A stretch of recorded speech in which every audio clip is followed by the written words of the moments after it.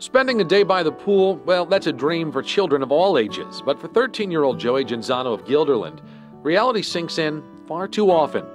He and his family spend a lot of time here. Joe suffers from myotonic dystrophy, a disorder that slowly robs him of the use of his muscles. All of them. Dr. Andrew Dubin from the Capital Region Orthopedic Group was the first to diagnose Joe, and he's seen Joe's strength slip away. Joey is significantly involved. He has significant weakness.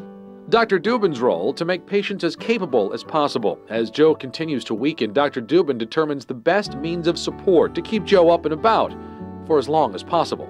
And by helping them walk and walk longer distances, they do maintain their muscle strength better.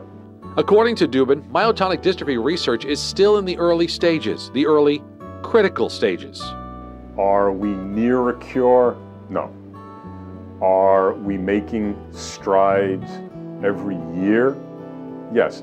As scientists continue to work towards a cure, their research is having an impact on patients now. Thanks to all they've learned, patients can now be diagnosed earlier, which means they can be helped earlier, and their strength will last longer. So in essence, we're giving these kids a better life. Much better quality of life. And, until we have a cure, the thing we want to do is optimize function and optimize quality of life. But just because they can't see the light at the end of the tunnel yet doesn't mean Joey and his family stop hoping for a cure. On the contrary, they're happy they've found the tunnel. What we've learned is that fear of the unknown has shrunk because of this. Emilio Genzano, Joey's adoptive dad, says despite the fact that Joey's condition is progressing, he can't help being hopeful, especially when he sees the kind of attitude Joe has every single day.